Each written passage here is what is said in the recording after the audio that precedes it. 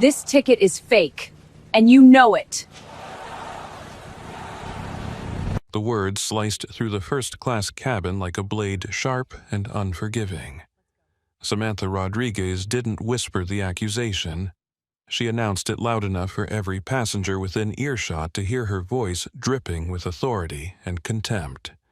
In her perfectly pressed Phoenix Airways uniform, she stood over the young black woman in seat 2A like a judge delivering a verdict. The cabin fell silent except for the low hum of the aircraft's engines. Passengers stopped their conversations mid-sentence, heads turning toward the confrontation unfolding just rows away. The tension was thick enough to choke on. What happened next would destroy careers, change an entire airline, and prove that sometimes the most powerful person in the room is the one you'd least expect. But before we dive into this incredible story of justice, dignity, and consequences, I want to know where you're watching from. Drop your city in the comments below. And if you believe that every passenger deserves respect, regardless of how they look, hit that subscribe button because this story is about to get intense. Now, let me take you back to where it all began, 30,000 feet above the ground, where a torn piece of paper would tear down a culture of discrimination that had been hiding in plain sight for years. Jasmine Thompson sat perfectly still in her first-class seat, her hands folded in her lap, her breathing steady, despite the accusation hanging in the air above her like a storm cloud. She was 20 years old, a junior at Howard University studying aerospace engineering, and she had paid for this seat with money saved from her summer internship. She wore a vintage band t-shirt, comfortable jeans, and sneakers that had seen better days. To most people, she looked like any other college student flying home for the holidays. To Samantha Rodriguez, she looked like a problem that needed solving. Samantha had been a flight attendant for 8 years, and in her mind, she had developed an eye for trouble.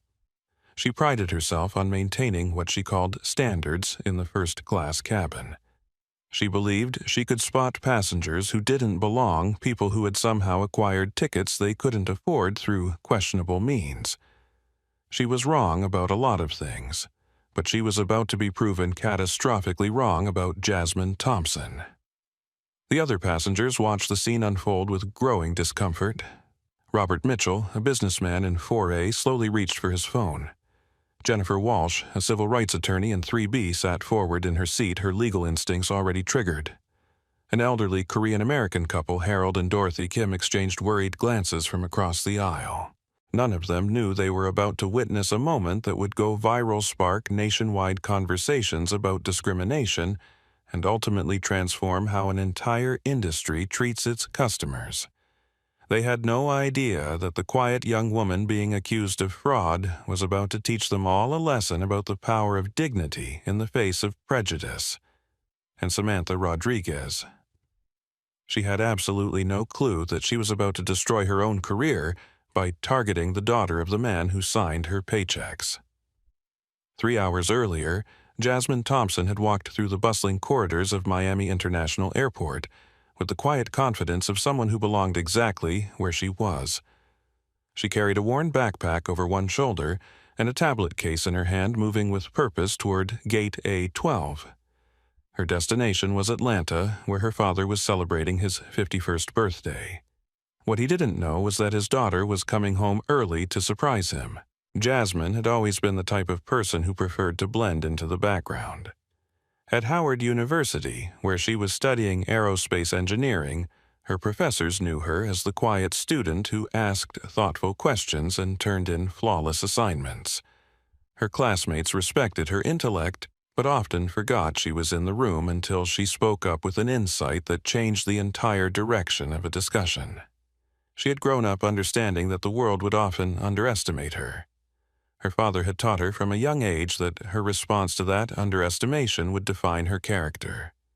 Dignity is not something they can take from you, he had told her when she was 12, and facing her first real encounter with prejudice at school.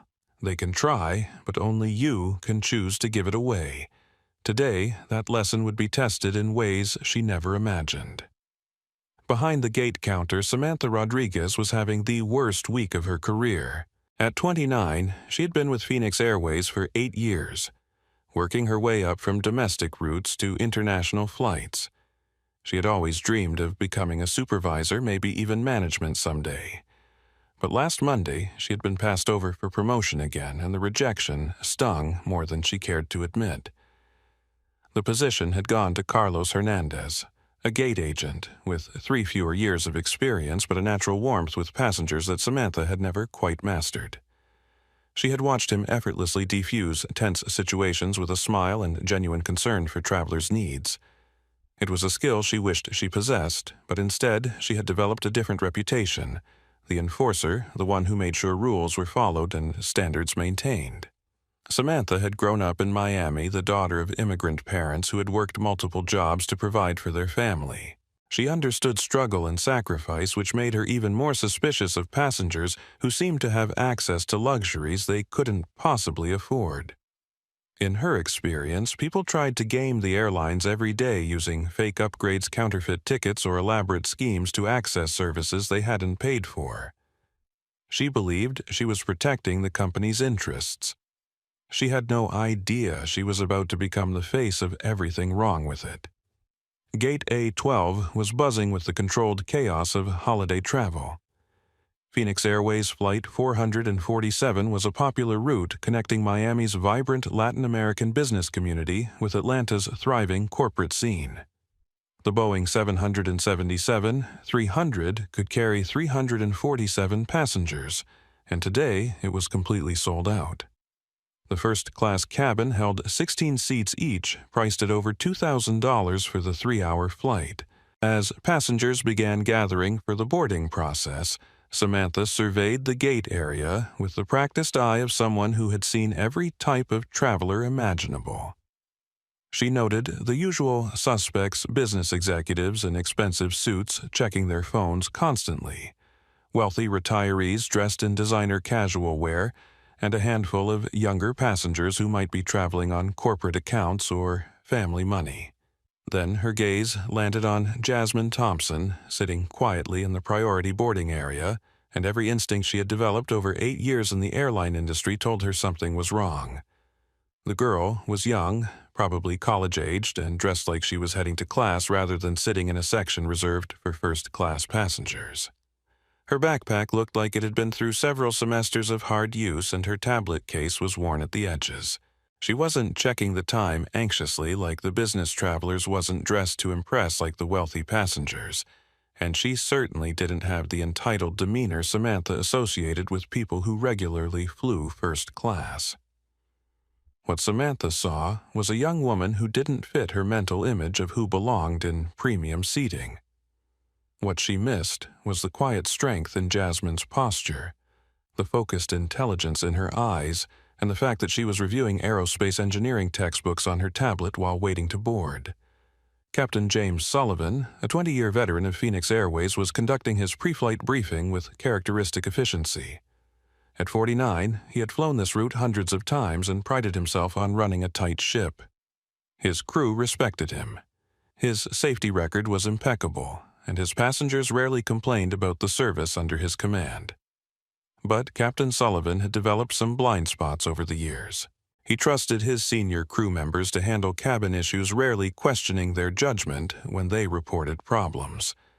If Samantha Rodriguez said there was a passenger causing trouble, he believed her. If she recommended removing someone from the aircraft, he backed her decision. Today, that unquestioning trust would cost him his career. In the terminal, other passengers were beginning to notice the tension building around Gate A12. Robert Mitchell, a technology consultant who flew first class several times a month, was scrolling through emails when he noticed the flight attendant staring intently at a young black woman in the priority seating area.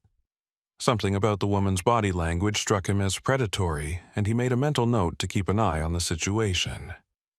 Jennifer Walsh, a civil rights attorney returning from a discrimination case in Miami, was reading legal briefs when her professional instincts kicked in. She had spent years recognizing the subtle signs of racial profiling, and what she was witnessing at Gate A12 looked familiar in all the wrong ways. Harold and Dorothy Kim married for 38 years, and seasoned travelers had lived through enough history to recognize prejudice when they saw it. Harold had been a young man when the civil rights movement was fighting for basic dignity, and Dorothy had experienced her own share of discrimination as a Korean immigrant. They watched the scene developing with growing concern. None of these passengers knew they were about to become witnesses to an incident that would expose deep-rooted problems within an airline they had trusted for years. They had no idea their testimony would later be crucial in transforming not just company policies but industry standards nationwide. As the boarding announcement echoed through the gate area, Jasmine Thompson gathered her belongings and prepared to board the aircraft that would take her home to Atlanta. She had no reason to suspect that the next few hours would test every lesson about dignity and strength her father had ever taught her. She certainly never imagined that by standing up for herself she would end up standing up for countless other passengers who had faced discrimination in silence. The boarding announcement crackled through the gate area speakers with mechanical politeness. Phoenix Airways Flight 447 to Atlanta is now boarding first-class passengers and Diamond Club members. Please approach the gate with your boarding passes ready. Jasmine Thompson gathered her backpack and tablet case, double-checking her boarding pass one final time. Seat 2, a first class. She had splurged on the upgrade using money saved from her summer internship at NASA's Goddard Space Flight Center. The internship had been competitive, prestigious, and exhausting, but it had also been her first real taste of the aerospace industry she hoped to enter after graduation. As she approached the boarding lane, Jasmine noticed several well-dressed passengers falling in line ahead of her. A man in an expensive Italian suit was reviewing documents in a leather portfolio. An older woman wearing designer jewelry was speaking quietly into her phone in what sounded like German. Everyone looked like they belonged in first class, and Jasmine felt a familiar flutter of self-doubt. Her father had taught her that confidence was earned through preparation and character, not through clothing or appearances. But standing in line wearing her favorite vintage NASA t-shirt and comfortable traveling jeans, she wondered if she was underdressed for the experience ahead. That moment of uncertainty lasted exactly 3 seconds. Then, Samantha Rodriguez stepped out from behind the gate counter, her eyes fixed on Jasmine with laser focus. "Excuse me, miss." Samantha's voice carried across the gate area with unmistakable authority. Several passengers turned to look as she approached the boarding line. "Economy passengers board with Group 5. The announcement will be made shortly." Jasmine looked up, initially confused. "I'm sorry, but I'm in first class." She held up her boarding pass, the numbers clearly visible on the screen of her phone. Seat 2A. Samantha's expression didn't change, but something cold flickered behind her eyes.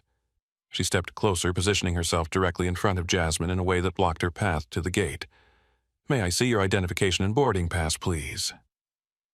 The request itself wasn't unusual, but the tone carried an unmistakable edge of suspicion. Jasmine handed over her driver's license and held out her phone, displaying the digital boarding pass.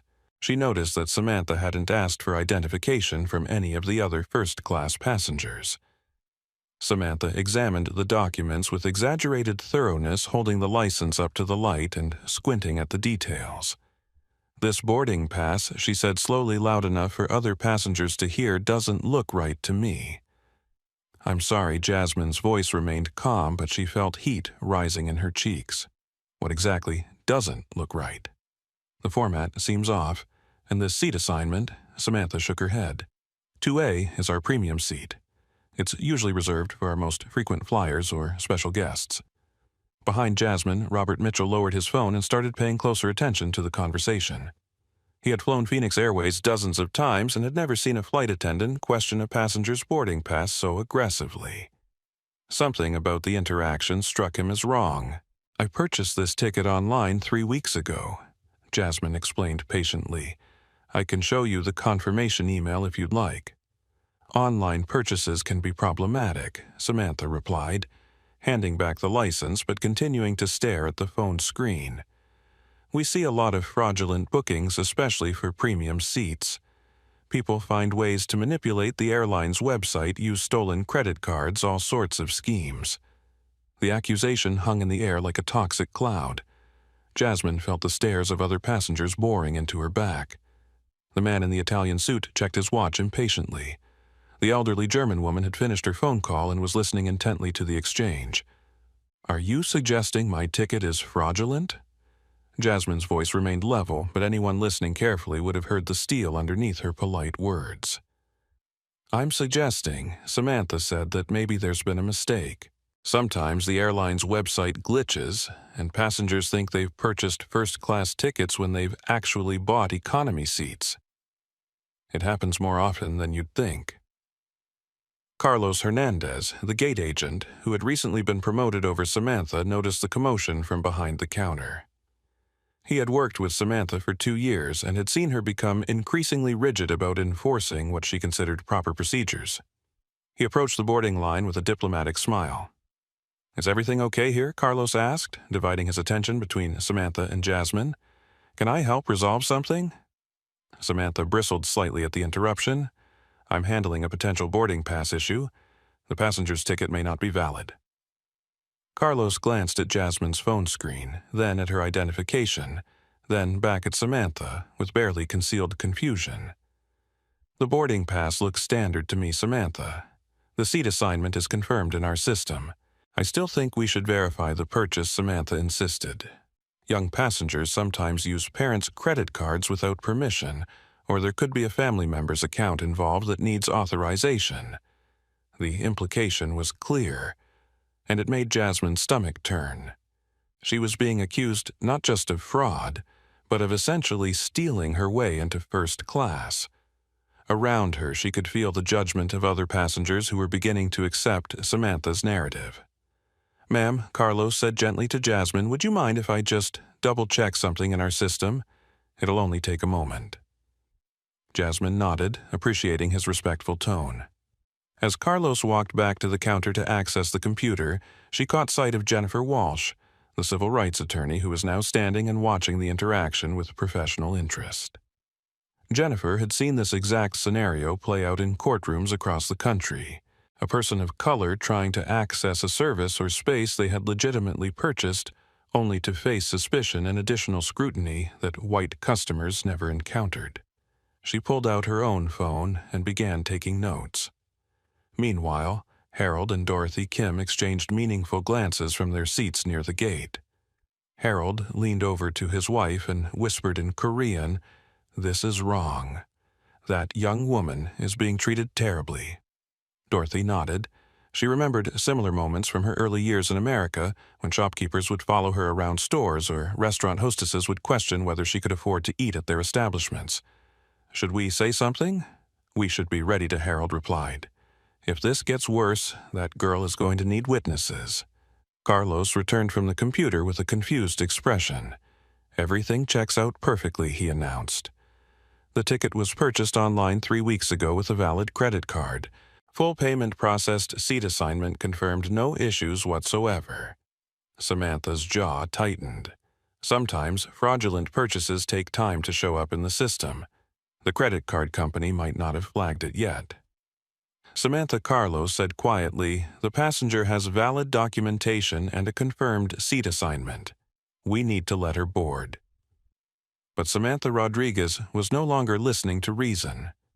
8 years of pent-up frustration, the sting of being passed over for promotion, and her own unexamined prejudices had created a perfect storm of bad judgment. She looked at Jasmine Thompson and saw everything she thought was wrong with passengers who tried to game the system. "I'm not comfortable allowing this passenger to board without additional verification," she announced loudly. "I've seen too many cases of fraudulent first-class bookings. Airport security should be involved."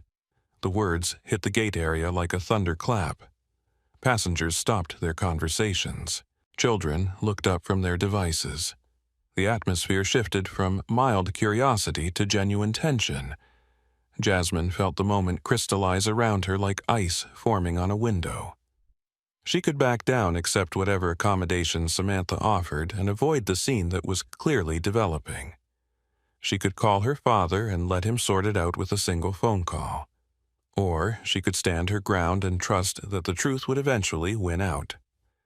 "My ticket is valid," she said, clearly loud enough for everyone in the gate area to hear. I purchased it legally with my own money, and I would like to board the aircraft and take the seat I paid for." Samantha's eyes flashed with something that looked like triumph. "We'll see about that," she muttered, reaching for the radio clipped to her uniform. 20 minutes later, after Carlos Hernandez had quietly overruled Samantha's objections and personally verified Jasmine's booking with the airport supervisor, Jasmine Thompson finally walked down the jet bridge toward Phoenix Airways Flight 447. Her boarding pass had been scanned 3 separate times by 3 different airline employees, each scan confirming what she had known from the beginning: her ticket was legitimate, her seat was confirmed, and she belonged exactly where she was going. But the delay had cost her something more valuable than time. Every passenger boarding behind her had witnessed some portion of the confrontation at the gate. Some looked at her with sympathy, others with curiosity, and a few with the kind of suspicion that Samantha Rodriguez had worked so hard to cultivate. As Jasmine entered the first-class cabin, she felt the familiar weight of being the only black passenger in a space where she was clearly unexpected. The other first-class passengers were already settling into their seats: Robert Mitchell in 4A, typing furiously on his laptop; Jennifer Walsh in 3B, reviewing legal documents with highlighter in hand; Harold and Dorothy Kim in 5A, and 5B sharing a travel magazine and speaking quietly in Korean. Seat 2A was a window seat toward the front of the cabin, offering an excellent view of the wing and the Miami skyline beyond. Jasmine stored her backpack in the overhead compartment and settled into the leather seat, trying to shake off the tension from the gate encounter. She pulled out her tablet and opened the aerospace engineering textbook she had been studying, hoping to review some material for her upcoming exam on orbital mechanics. The equations and diagrams usually helped her focus, providing a mental escape into the logical, predictable world of physics and mathematics. But today she couldn't concentrate. She could feel eyes on her, and when she looked up, she saw Samantha Rodriguez standing in the galley, arms crossed, staring directly at her. The staring continued for several uncomfortable minutes.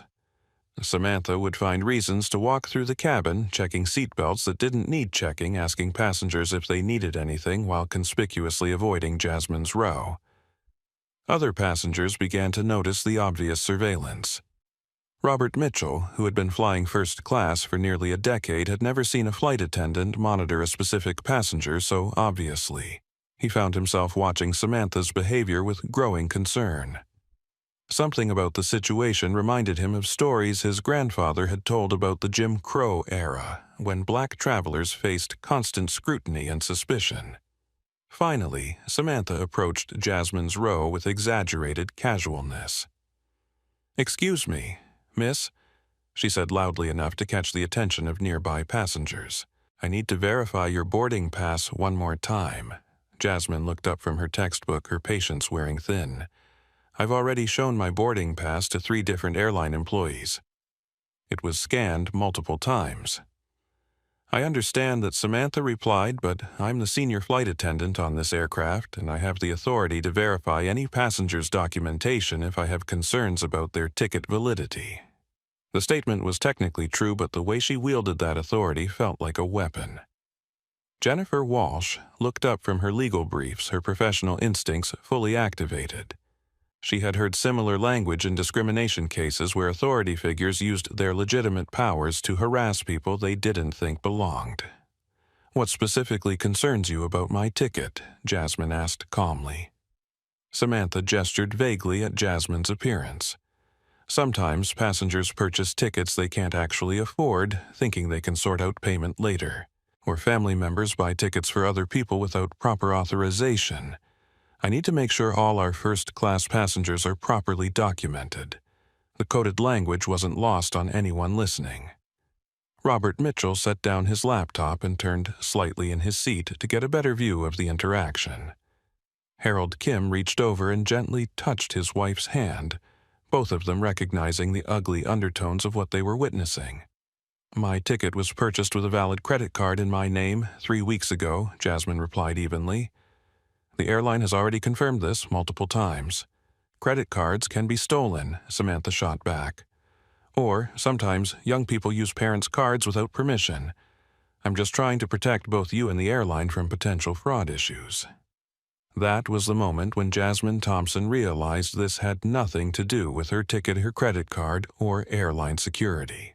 This was about a flight attendant who had decided that a young black woman in a vintage t-shirt and jeans couldn't possibly belong in first class, and who was determined to find a way to prove it.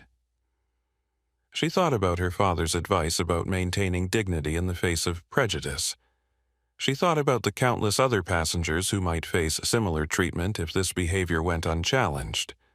And she made a decision that would change everything. "I'd like to speak to the captain," Jasmine said clearly. Samantha's eyes widened slightly. Passengers requesting to speak to the captain was unusual and typically indicated a serious problem. "I don't think that's necessary," she said quickly. "I'm just trying to resolve a simple documentation issue." "It's not a documentation issue," Jasmine replied. "It's a harassment issue. I have a valid ticket, I've shown proper identification multiple times, and you continue to question my right to be here.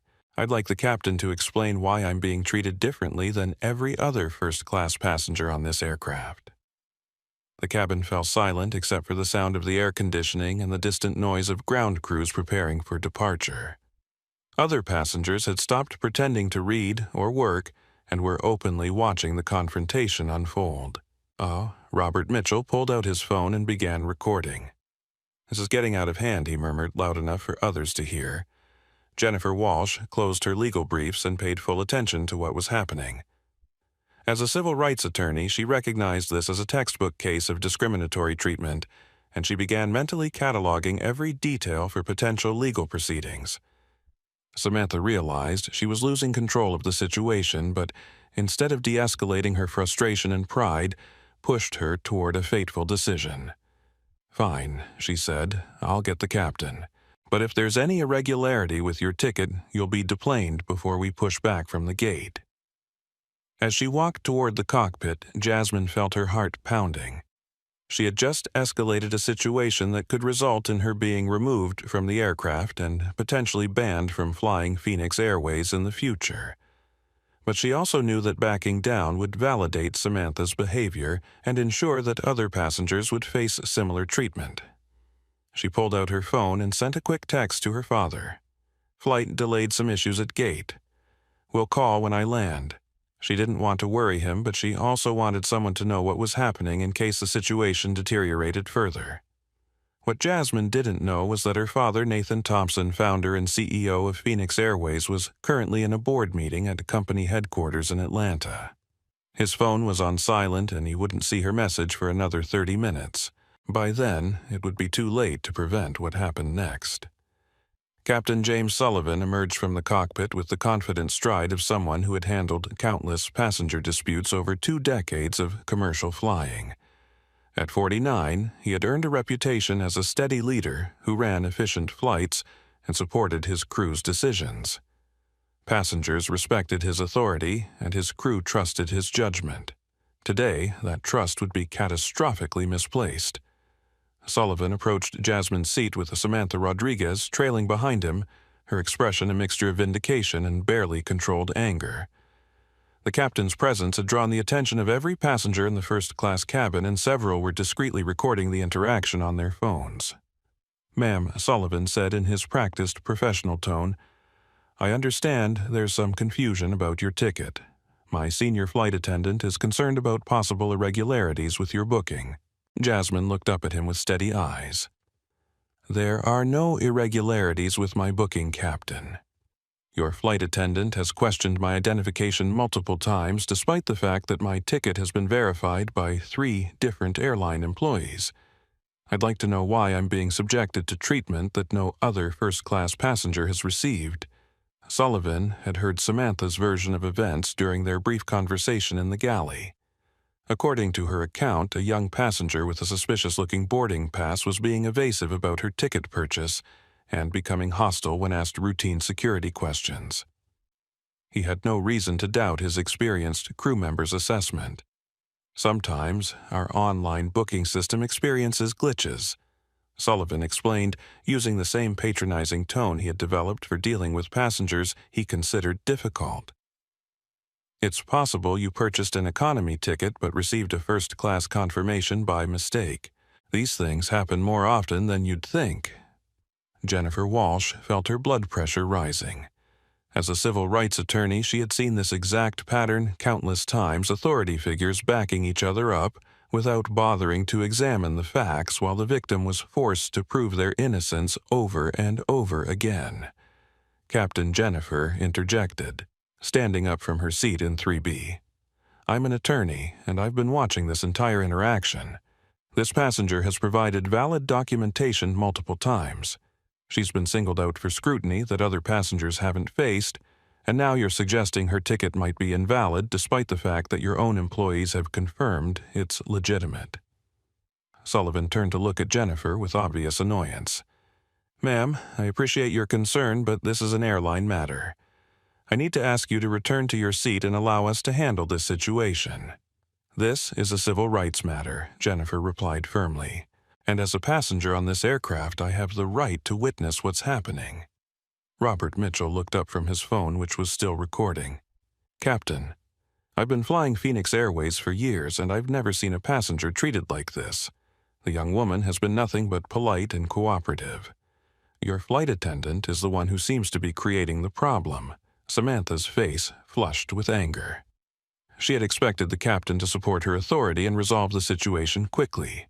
Instead, other passengers were taking the fraudulent passenger's side and making her look like the aggressor. "These passengers don't understand the security protocols we follow," Samantha said loudly. "We see attempted fraud every day, and part of our job is protecting the airline and legitimate passengers from people who try to game the system." Harold Kim spoke up from his seat across the aisle, his accented English clear and forceful. "Young lady, we have been watching. This passenger has done nothing wrong. You are the one creating problems." His wife, Dorothy, nodded emphatically. "We have seen this before many years ago. It was wrong then, and it is wrong now." Captain Sullivan felt the situation spiraling out of his control. Half his first-class passengers were now involved in what should have been a simple documentation issue. His flight was delayed, his crew was being questioned by passengers, and his authority was being challenged publicly.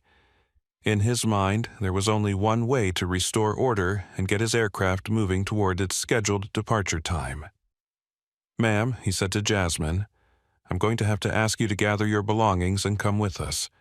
We'll sort this out at the gate, and if there's been a mistake, we'll get you properly situated." The words hit Jasmine like a physical blow. After everything she had been through, after her ticket had been verified multiple times by multiple people, she was still being removed from the flight. The injustice of it made her chest tighten and her hands shake with suppressed emotion. But she had promised herself she would maintain her dignity no matter what happened. She would not give them the satisfaction of seeing her break down or lose control. "Captain," she said quietly, "I am not leaving this seat. I purchased this ticket legally. I have provided all the documentation you've requested, and I have done nothing to warrant removal from this aircraft. If you force me to leave, it will be because of discrimination, not because of any legitimate security concern." The word discrimination hung in the air like an explosive device. Captain Sullivan felt his jaw clench. In his experience, passengers who played the race card were usually trying to manipulate the situation to their advantage. "Ma'am, this is not about discrimination. This is about following proper procedures and ensuring the security of all passengers on this aircraft." "Then explain to me," Jasmine said, her voice growing stronger, "why I'm the only passenger who has been required to provide additional documentation. Explain why I'm the only one who has been questioned about how I purchased my ticket. Explain why I'm the only one being threatened with removal." Samantha Rodriguez had heard enough. 8 years of pent-up frustration, the humiliation of being questioned by passengers, and her own stubborn pride combined into a moment of catastrophic poor judgment. "Fine," she snapped, reaching for Jasmine's phone, which was displaying the boarding pass. "Let's see this precious ticket of yours." Before anyone could react, before Jasmine could pull the phone away, before Captain Sullivan could stop her, Samantha grabbed the device and stared at the screen showing the digital boarding pass. "Seat 2A, she read aloud mockingly. "First class. Right. And then in a moment that would be replayed millions of times on social media, analyzed by legal experts and cited in discrimination lawsuits for years to come, Samantha Rodriguez made the worst decision of her professional life. She opened her other hand to reveal Jasmine's printed backup boarding pass, which she had apparently taken from Jasmine's belongings while she was distracted by the captain's arrival. With deliberate theatrical slowness, she tore the boarding pass in half. The sound of paper ripping echoed through the cabin like a gunshot. Oh, for a moment, nobody moved. Nobody spoke. The only sound was the gentle hum of the aircraft's electrical systems and the sharp intake of breath from a dozen witnesses. Samantha dropped the torn pieces onto Jasmine's lap with a satisfied smirk. "Oops," she said mockingly. "Looks like you'll need to get a new boarding pass." From the economy counter, the cabin erupted. "Oh my God," Robert Mitchell exclaimed, his phone capturing every detail. "That's assault," Jennifer Walsh shouted, already mentally composing the civil rights lawsuit that would inevitably follow. "This is outrageous," Harold Kim called out in his accented English while Dorothy reached for her own phone to start recording. But Jasmine Thompson sat perfectly still, staring down at the torn pieces of paper in her lap. The boarding pass that represented her right to be there, her legitimacy as a passenger, her dignity as a human being, lay in shreds. She'd been humiliated, degraded, and literally torn down in front of a cabin full of strangers. Any reasonable person would have been angry, would have shouted, would have demanded justice immediately.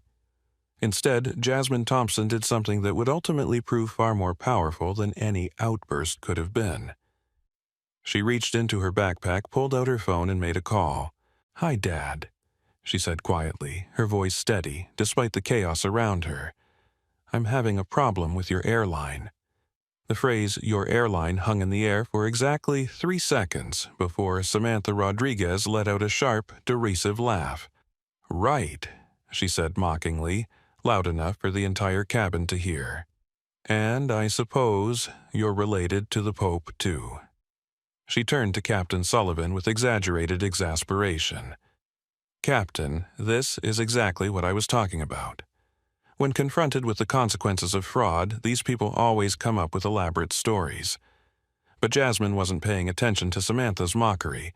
She was speaking quietly into her phone, and her words were beginning to penetrate the awareness of passengers who were listening carefully. "Dad, I'm on Flight 447 to Atlanta." She continued calmly. "Gate A-12. There's been an incident with a flight attendant named Samantha Rodriguez. She tore up my boarding pass and is trying to have me removed from the aircraft." Jennifer Walsh, whose legal training had taught her to listen for important details, felt a chill run down her spine. The young woman wasn't just claiming to know someone important.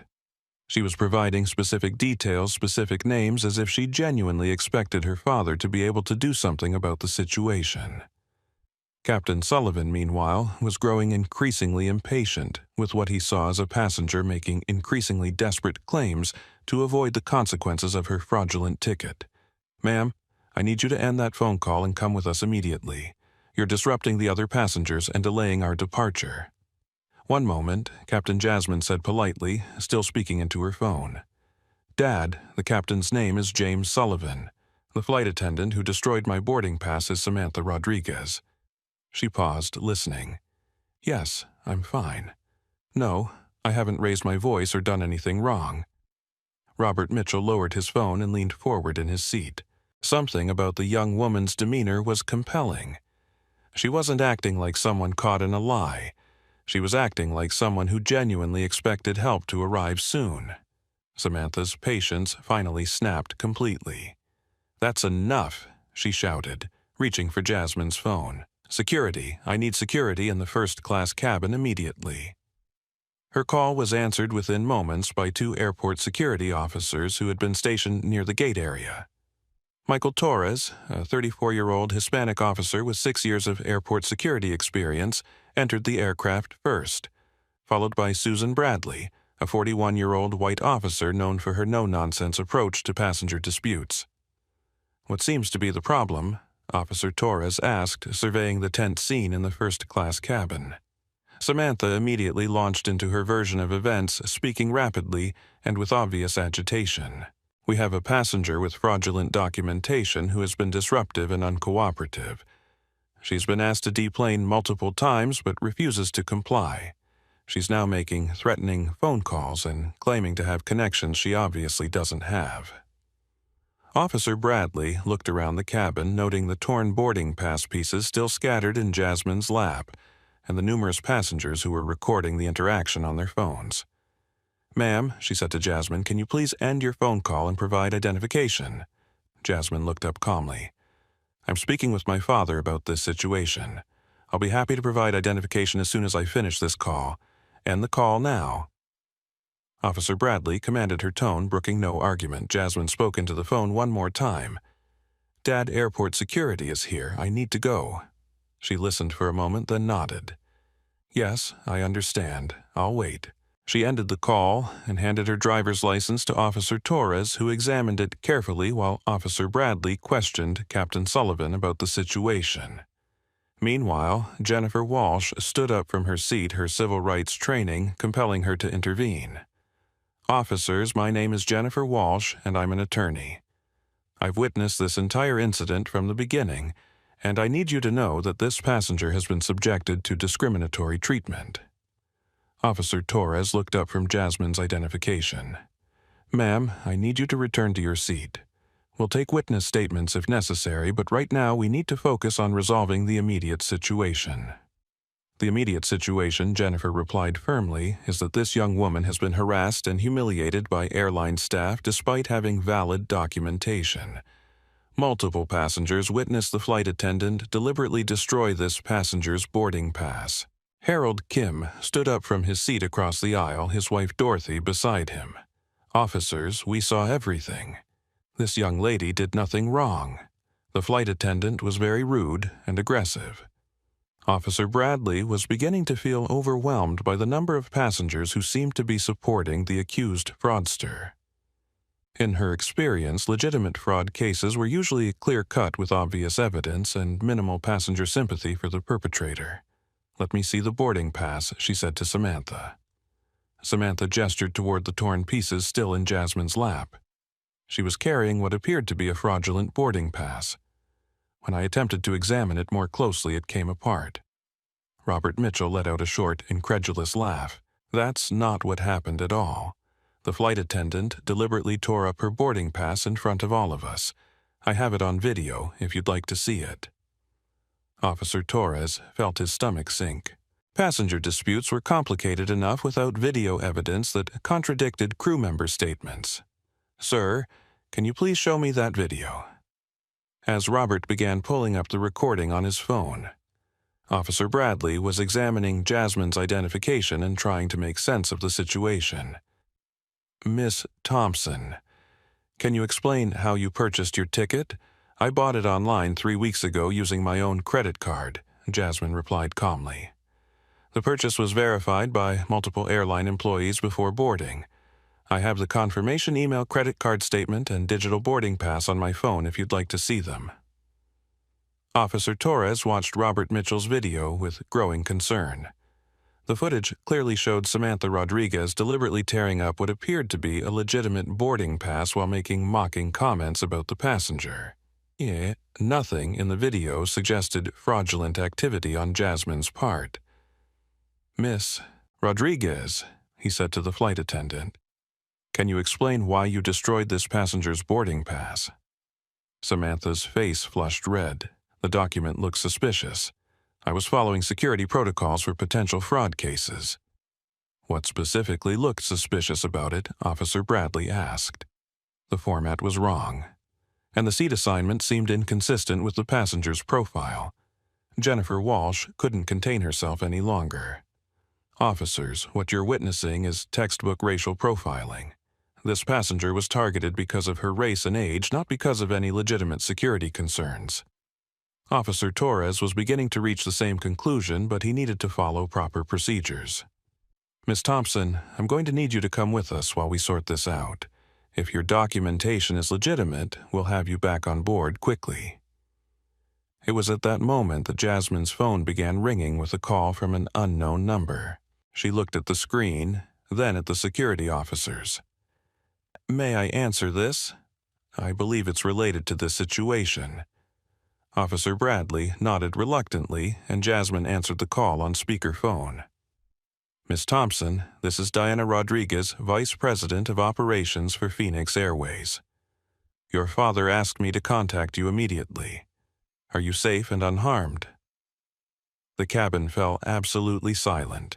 Samantha Rodriguez felt the blood drain from her face as she heard her own last name spoken by a Phoenix Airways executive. Officer Torres exchanged glances with his partner, both of them realizing that this situation had just become far more complicated than a typical passenger dispute. I'm fine, Miss Rodriguez, Jasmine replied calmly, though I've been subjected to discriminatory treatment by your staff. I understand, and I want to assure you that we take such allegations extremely seriously. I'm currently reviewing the incident with our security team and legal department. Is Captain Sullivan available to speak with me? Captain Sullivan, who had been growing increasingly uncomfortable as the situation developed, reluctantly took Jasmine's phone. This is Captain Sullivan. Captain, this is Diana Rodriguez, VP of Operations.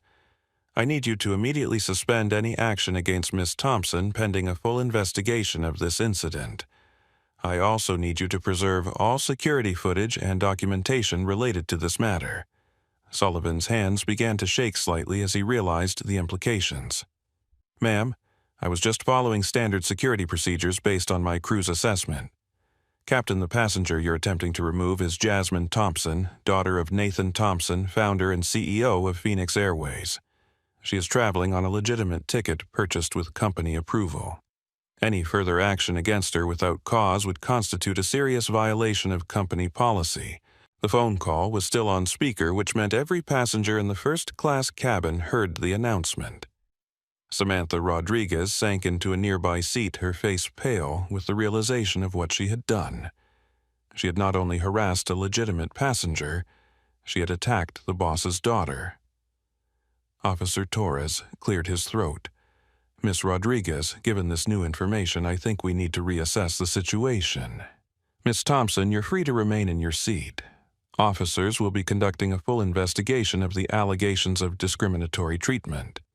But even as the immediate crisis began to resolve, Jasmine Thompson knew that the real reckoning was just beginning. Through the aircraft's windows, she could see a convoy of black SUVs pulling up to the gate, and she recognized the purposeful stride of the man getting out of the lead vehicle. Her father had arrived, and Phoenix Airways was about to learn what happened when someone targeted Nathan Thompson's daughter. Nathan Thompson ended the emergency call with his operations team and stepped out of the black SUV with the measured calm of a man who had built a billion-dollar airline from a single aircraft and 3 employees. At 51, he had weathered industry recessions, regulatory challenges, and countless competitive threats. But nothing had ever made him as quietly furious as the phone call he had received 20 minutes ago. His daughter was being discriminated against on his own airline. Behind him, a small army of Phoenix Airways executives emerged from the convoy of vehicles. Diana Rodriguez, VP of Operations, was already coordinating with airport security through her earpiece. Frank Kowalski, Chief Security Officer and former FBI agent, was reviewing incident reports on his tablet as he walked. Patricia Liu, Regional Manager for Southeast Operations, was fielding calls from the company's legal department. Sir Diana said as they approached the gate area, "We've confirmed that, miss. Thompson is safe and has been cleared by airport security. The incident is contained, but we have multiple passengers recording video, and social media activity is already beginning to spike." Nathan nodded grimly. "What's our exposure?" Frank Kowalski looked up from his tablet. "Potentially severe. If the allegations are substantiated, we're looking at civil rights violations, possible federal discrimination charges, and almost certain viral social media backlash. The incident occurred in full view of first-class passengers, including a civil rights attorney and several business travelers who appear to be posting in real time, and the crew members involved flight attendant Samantha Rodriguez and Captain James Sullivan. Rodriguez appears to be the primary actor, but Sullivan backed her decisions and authorized the attempted removal." Nathan felt his jaw tighten. He had known Jim Sullivan for 8 years. The captain had been hired away from a competitor with promises of better working conditions and company culture. Nathan had personally approved his hiring and had considered him a solid, reliable pilot. Sir Patricia Liu interjected, "There's something else you need to know. Our preliminary review suggests this might not be an isolated incident. We're seeing patterns in customer complaints that indicate Rodriguez may have engaged in similar behavior before." The revelation hit Nathan like a physical blow. How many complaints we're still investigating, but initial data suggests at least 6 formal complaints involving minority passengers over the past 18 months. All were classified as misunderstandings or communication issues by the regional management team. Nathan stopped walking and turned to face his executive team. "Are you telling me that my airline has been systematically discriminating against passengers for over a year, and nobody thought to escalate this to senior management?" Diana Rodriguez looked uncomfortable. "Sir, the complaints were handled at the regional level. The pattern wasn't identified because they were processed separately by different managers." "That's going to change," Nathan said quietly, but his tone carried the unmistakable weight of absolute authority. "Frank, I want every discrimination complaint from the past 3 years reviewed by your team. Diana, I want a complete audit of our passenger treatment protocols. Patricia, I want to know exactly who knew what and when they knew it." As they entered the terminal, Nathan could see Gate A12 in the distance. A crowd had gathered around the boarding area with airport security officers maintaining a perimeter around the aircraft. Several passengers were standing outside the jet bridge, apparently having deplaned to avoid the disruption. "Mr. Thompson," a voice called out from behind them.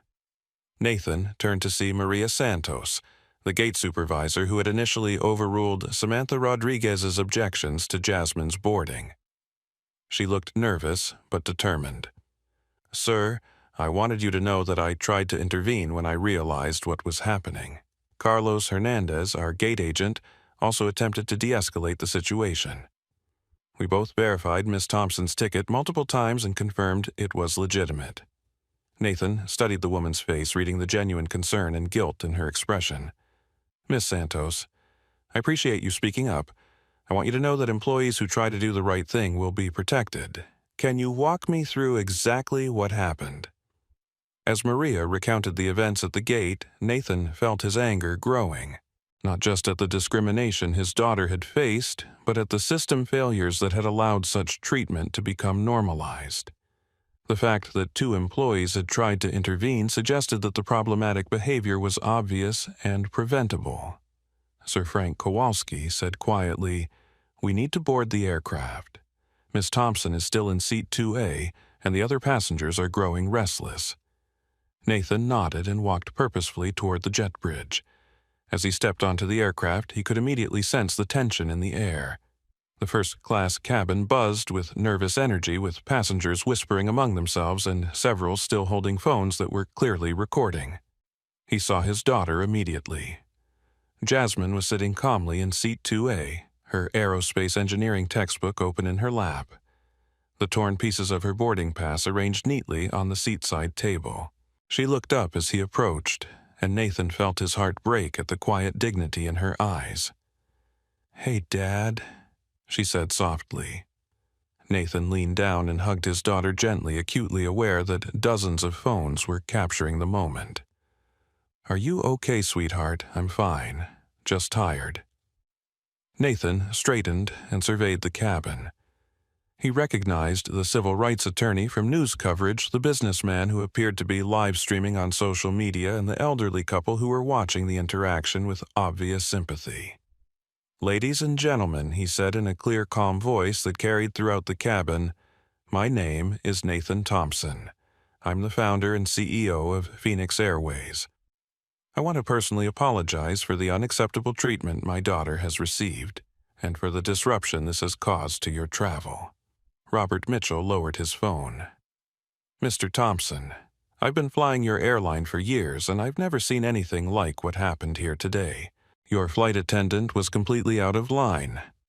"I agree completely, sir, and I want to assure you that there will be immediate and appropriate consequences for the behavior you witnessed." Jennifer Walsh stood up from her seat. Mr. Thompson, I'm Jennifer Walsh, a civil rights attorney. What I witnessed today was textbook discrimination.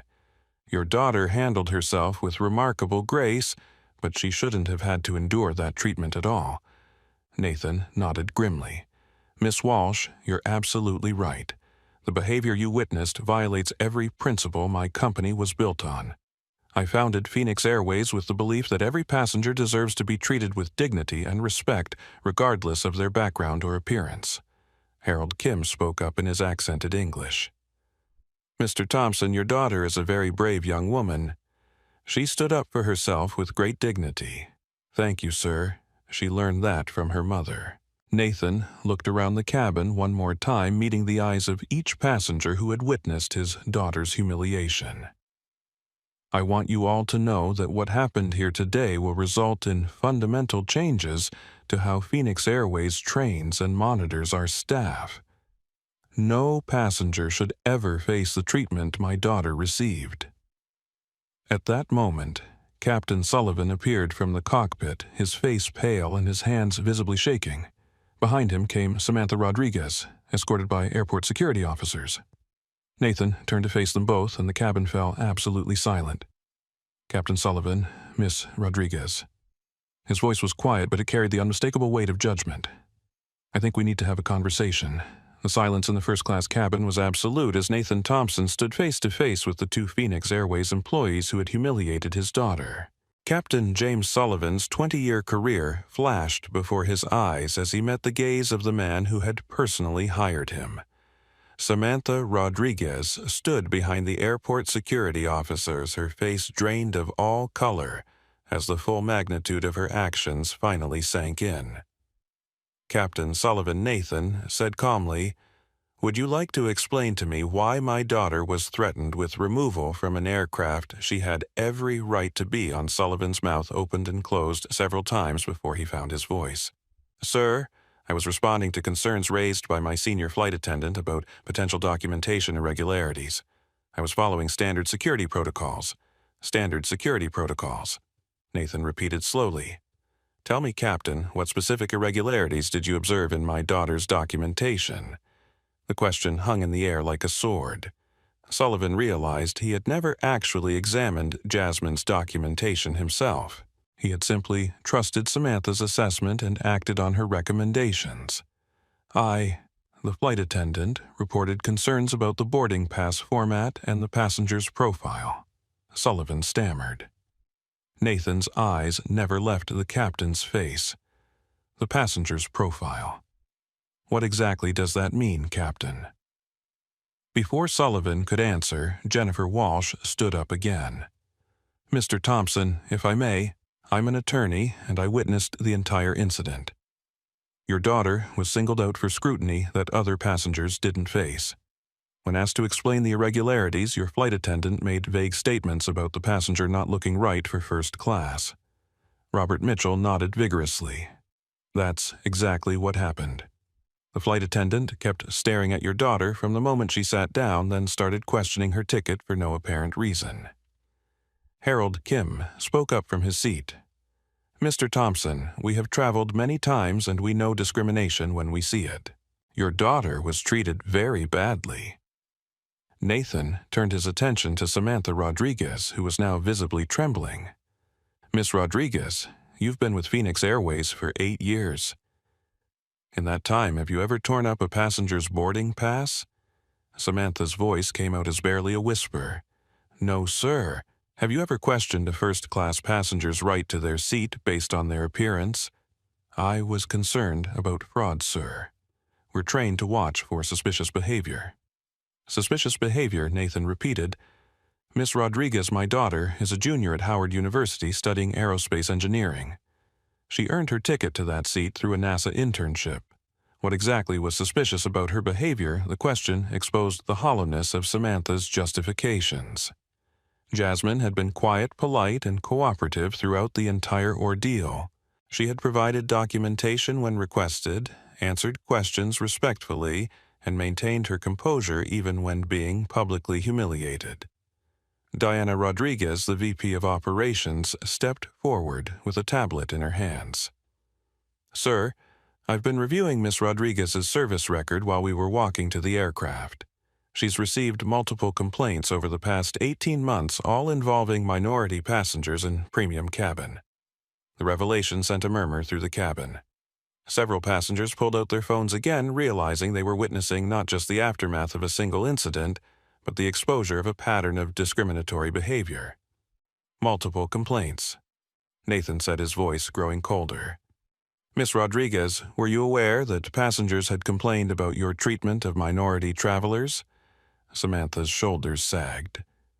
I received some feedback, but my supervisor said they were isolated incidents. Misunderstandings. Nathan looked around the cabin at the passengers who had witnessed the events. Miss Walsh, as an attorney, would you characterize what you witnessed as a misunderstanding? Jennifer Walsh shook her head firmly. Absolutely not. What I witnessed was deliberate targeted harassment based on racial profiling.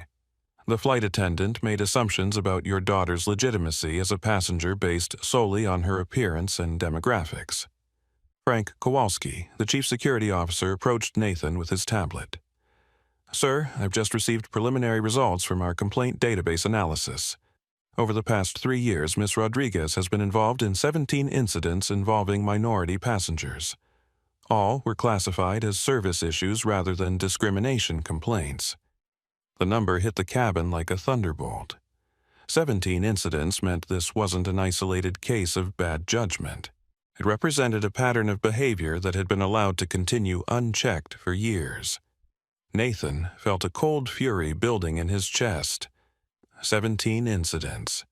Captain Sullivan, as the senior crew member on this aircraft, were you aware of Miss Rodriguez's history of problematic interactions with minority passengers? Sullivan shook his head rapidly. No, sir. I had no knowledge of any prior complaints. Yet you supported her decision to remove my daughter without examining any evidence yourself. The captain realized he was trapped by his own lack of due diligence. Sir, I trusted my crew's professional judgment. Your crew's professional judgment, Nathan said, led to my daughter being publicly humiliated, having her boarding pass destroyed, and being threatened with arrest. All because a flight attendant decided she didn't look right for first class. Patricia Liu, the regional manager, had been reviewing incident reports on her phone. She looked up with obvious distress. Sir, there's more. The complaints involving Miss Rodriguez weren't just filed and forgotten. They were actively minimized by regional management. Several passengers who filed formal complaints were told their concerns were unfounded or based on misunderstandings.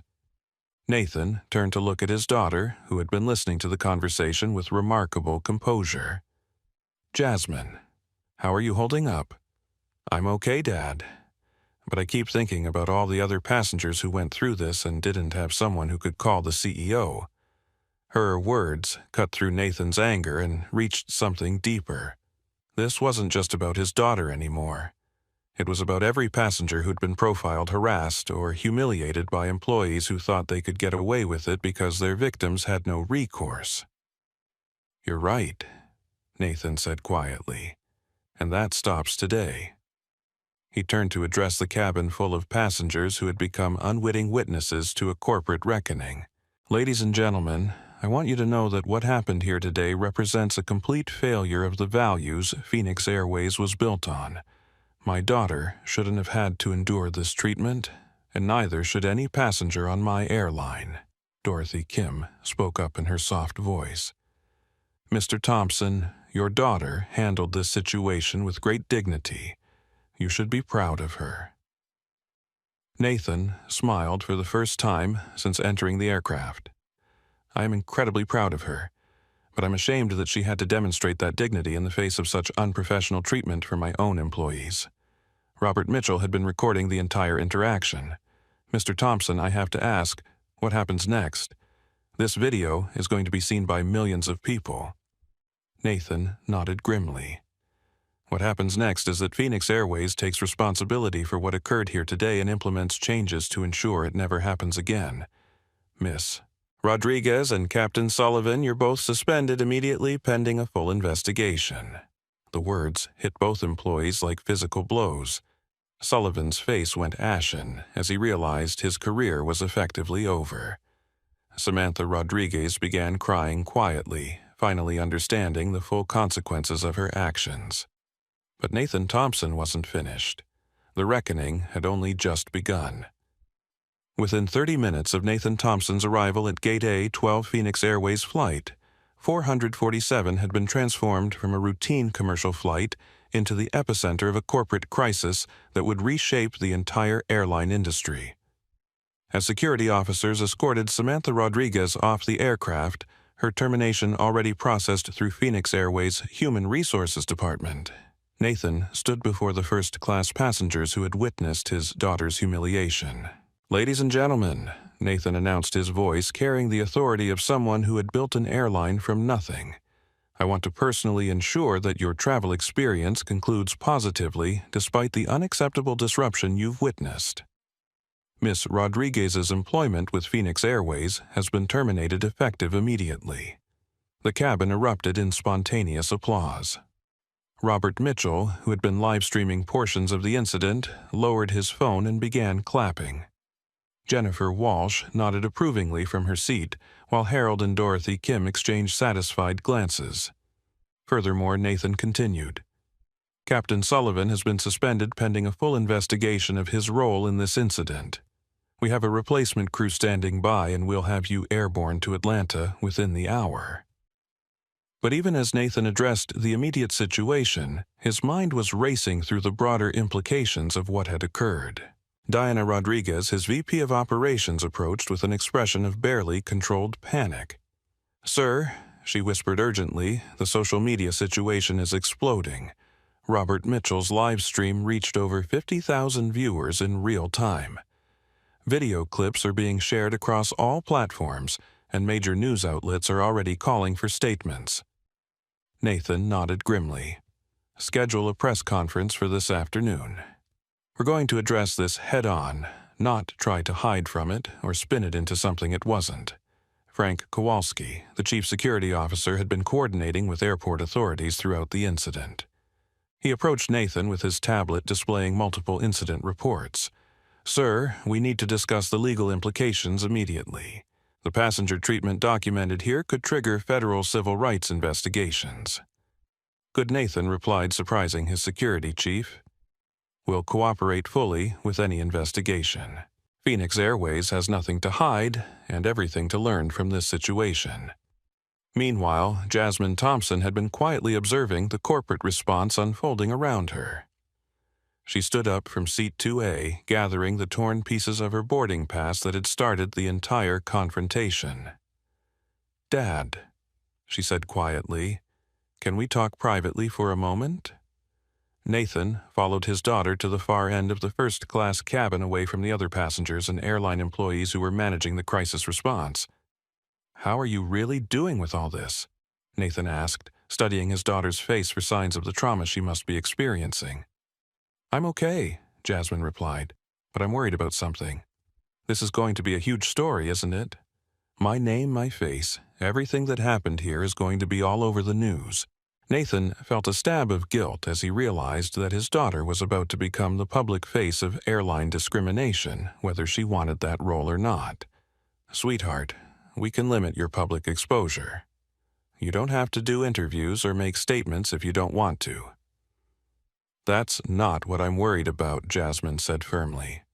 "I'm worried about all the passengers who went through similar treatment and didn't have a CEO father to call. What happens to them?" The question struck Nathan like lightning. His daughter, at 20 years old, was demonstrating a sense of social responsibility that humbled him. While he had been focused on immediate damage control and corporate accountability, she was thinking about the broader implications for other travelers who lacked her privileges. "What do you think we should do?" he asked. "I think Phoenix Airways should establish a fund to compensate passengers who were discriminated against in the past.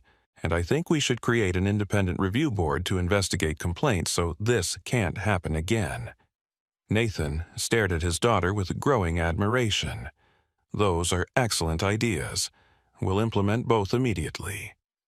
Their private conversation was interrupted by Patricia Liu, the regional manager, who approached with obvious urgency. Sir, we have a problem. Regional Director Stephen Walsh is refusing to come to headquarters. He's claiming the complaint filtering system was approved by senior management. Nathan's jaw tightened. Get legal on the phone. Walsh is terminated immediately, and we're conducting a full audit of every decision he made regarding discrimination complaints. The ripple effects of the day's events were spreading rapidly through Phoenix Airways' corporate structure. Within hours, multiple managers who had been complicit in suppressing discrimination complaints would find their careers ended. The company's entire approach to passenger relations would be scrutinized and reformed. Captain James Sullivan, meanwhile, was clearing out his cockpit for the final time. After 20 years of commercial aviation, his career was ending in disgrace. As he packed his flight manual and personal items, he reflected on the choices that had led to this moment. Sullivan had always prided himself on being a competent, reliable pilot who followed procedures and supported his crew. But he now realized that competence without conscience was meaningless. By failing to examine the evidence of discrimination himself, by blindly supporting Samantha Rodriguez's prejudiced judgments, he had betrayed the trust placed in him by passengers and airline management alike. The replacement captain, Maria Fernandez, a 15-year veteran with Phoenix Airways, boarded the aircraft with her crew and immediately sought out Nathan Thompson. "Sir," she said respectfully, "I want you to know that this aircraft will be operated with the highest standards of professionalism and respect for all passengers." Nathan shook her hand firmly. "Captain Fernandez, I appreciate your commitment. The passengers today have been through enough disruption." As the new crew prepared for departure, Nathan made one final announcement to the first-class cabin. "Ladies and gentlemen, I want to thank you for your patience during this difficult situation. Each of you will receive a full refund for today's flight, along with vouchers for future travel. More importantly, you have my personal guarantee that Phoenix Airways will use today's events as a catalyst for meaningful change throughout our organization." Jennifer Walsh approached Nathan before the flight's departure. "Mr. Thompson, as an attorney who specializes in civil rights cases, I want to commend your response to this incident. Most companies would have tried to minimize or cover up what happened. Miss Walsh, covering up discrimination doesn't eliminate it. It just enables more of it. Phoenix Airways is committed to transparency and accountability. I'd like to follow up with your legal team about the broader patterns of discrimination your investigation uncovers. There may be other passengers who deserve compensation and recognition. Absolutely, we welcome your involvement in ensuring justice for any passenger who was mistreated." As Flight 447 finally pushed back from the gate nearly 2 hours behind schedule, Nathan Thompson remained in the terminal to face the media storm that was beginning to engulf Phoenix Airways. The incident had already been viewed millions of times on social media, generating thousands of comments and shares from travelers who had experienced similar discrimination.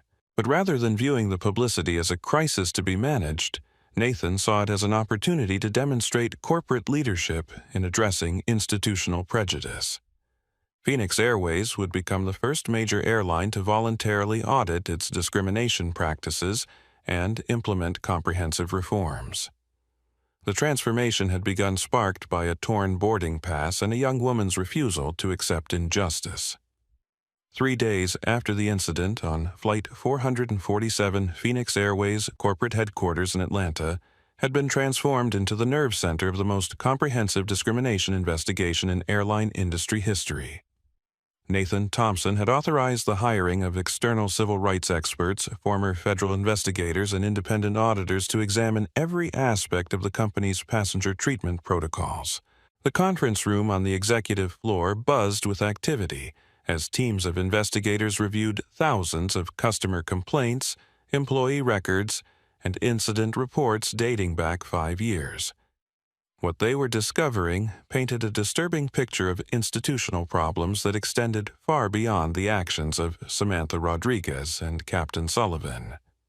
Frank Kowalski, the chief security officer, stood before a wall-sized display showing data visualization of complaint patterns. Red dots marked incidents involving minority passengers, while blue dots represented complaints from white travelers. The pattern was unmistakable. Minority passengers were 5 times more likely to have their complaints dismissed as misunderstandings or communication issues. Sir Kowalski said to Nathan, who was reviewing incident reports with Diana Rodriguez, "The data tells a clear story." Regional Director Stephen Walsh didn't just filter complaints. He actively coached managers to minimize discrimination allegations. Nathan looked up from the reports with visible disgust. "Show me the evidence." Kowalski clicked to the next slide displaying email communications between Walsh and various regional managers. The messages revealed a deliberate strategy to reclassify discrimination complaints in ways that would prevent them from triggering federal reporting requirements or senior management attention. One email, dated 8 months earlier, read, "These passengers always claim discrimination when they don't get what they want. Classify as customer service issue and offer travel vouchers. Don't escalate unless absolutely necessary." Another message from just 3 months ago was even more damning. Flight crews need to maintain cabin standards. Support your attendants when they make judgment calls about passenger suitability. Better to err on the side of caution. Diana Rodriguez shook her head in disbelief. Stephen Walsh essentially created a permission structure for discrimination. He was telling managers and crew members that profiling passengers was not only acceptable, but expected. Dr. Angela Martinez, a civil rights expert hired to lead the external investigation, entered the conference room with a thick folder of additional findings. As a former Department of Justice attorney who had prosecuted airline discrimination cases, she brought both expertise and credibility to Phoenix Airways' internal review. "Mr. Thompson," Dr. Martinez said, "we've completed our review of passenger complaints from the past 3 years. The patterns we've identified are disturbing, but they're also actionable. We can trace specific policies and training practices that contributed to discriminatory treatment." She opened her folder and spread several documents across the conference table. Stephen Walsh implemented what he called passenger assessment protocols that encouraged flight crews to make subjective judgments about whether travelers belonged in premium cabins based on their appearance and behavior. Nathan examined the documents with growing anger. These protocols were never approved by senior management. Where did Walsh get the authority to implement them? "That's part of the problem," Dr. Martinez replied. Walsh was operating with significant autonomy in regional operations. The corporate structure gave him discretion to implement efficiency measures without detailed oversight from headquarters. Frank Kowalski pulled up another data visualization. "Sir, we've identified 43 Phoenix Airways employees who received Walsh's training on passenger assessment. 17 of them have been involved in subsequent discrimination complaints." The scope of the problem was becoming clear. What had appeared to be isolated incidents of individual prejudice were actually the result of deliberate training and policy decisions that had infected multiple levels of the organization. Patricia Liu, who had been conducting interviews with affected employees, approached the group with visible distress. "Sir, I need to report something else we've discovered. Several minority employees reported experiencing discrimination from their own colleagues after raising concerns about passenger treatment. Explain." Flight attendants and gate agents who questioned discriminatory practices were labeled as troublemakers or not team players. Some were reassigned to less desirable routes or shifts. A few quit rather than continue working in that environment. Nathan felt his stomach turn. Phoenix Airways hadn't just discriminated against passengers. The company had also silenced employees who tried to protect those passengers from mistreatment. Dr. Martinez nodded grimly. "This creates what we call a culture of complicity. Employees learn that speaking up against discrimination will hurt their careers, so they either participate in the behavior or remain silent when they witness it. How many employees are we talking about? At least 12 minority staff members reported experiencing retaliation for questioning discriminatory practices. Several more reported witnessing discrimination but feeling unable to intervene due to fear of career consequences." Nathan stood up and walked to the window overlooking the Phoenix Airways Operations Center, where hundreds of employees were managing flights across the country. How many of them had been trained to discriminate? How many passengers had been mistreated while good employees stayed silent out of fear? Mr. Thompson, Dr. Martinez said softly, "There's something else you need to know. We found evidence that this pattern of discrimination may have contributed to Phoenix Airways losing market share among minority travelers over the past 2 years." Nathan turned back to face the investigation team. "Show me." Kowalski pulled up travel industry data on his laptop. Minority business travelers have been choosing competitors over Phoenix Airways at increasing rates. Exit surveys and social media analysis suggest that word-of-mouth reports about discriminatory treatment were driving passengers to other airlines. The business implications were staggering. Phoenix Airways had been losing millions of dollars in revenue because discriminatory treatment was driving away passengers. The company's reputation in minority communities had been quietly deteriorating for months. Sir Diana Rodriguez said, "I've been reviewing our diversity and inclusion training programs. They're inadequate and outdated. Most employees received online training modules that focused on legal compliance rather than actually preventing discriminatory behavior." Dr. Martinez nodded. Compliance-based training teaches employees what they can't get sued for, not what they should actually do. Effective bias training requires hands-on scenarios, regular reinforcement, and accountability measures. Nathan returned to his seat at the conference table. "Dr. Martinez, I want you to design a completely new training program. Not just for compliance, but for creating a culture where discrimination is unthinkable. I'd recommend starting with senior management. Cultural change has to come from the top and be reinforced at every level." Frank Kowalski looked up from his tablet. "Sir, we also need to address the complaint handling process. The current system makes it too easy for discrimination reports to disappear or be minimized. What do you recommend independent oversight?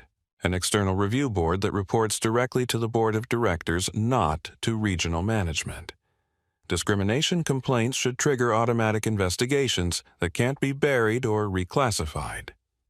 Nathan nodded approvingly. "Implement that immediately." "What else?" Dr. Martinez consulted her notes.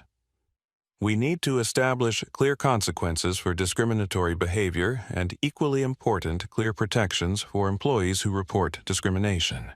Right now, there's no incentive structure that supports doing the right thing."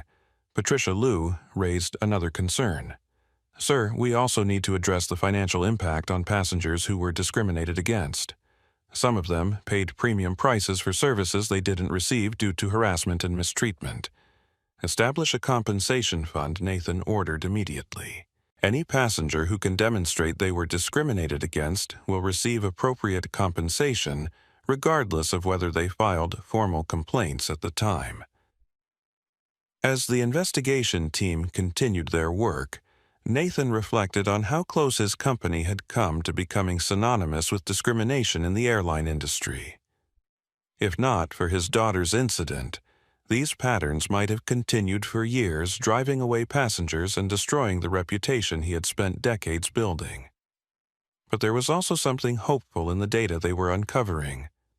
Several Phoenix Airways employees had tried to do the right thing even when the system worked against them.